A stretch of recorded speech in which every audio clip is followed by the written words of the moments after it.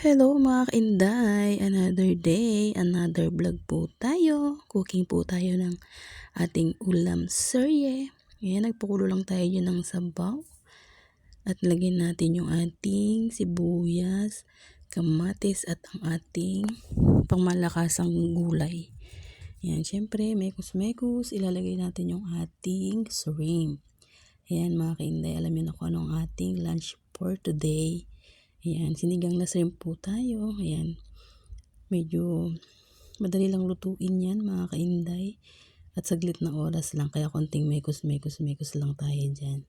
Ayan guys, pag mga ganyan ng kulay ng ating shrimp, ayan, pakukulan pa rin muna natin yan para maluto siyang mabuti.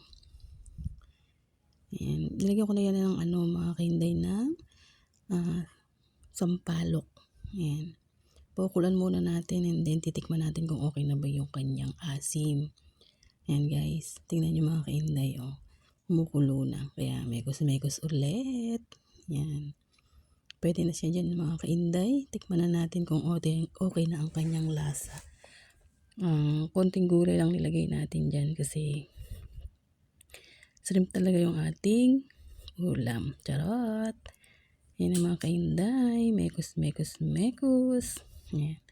Okay na yan. Done cooking na tayo sa ating lunch. Ayan.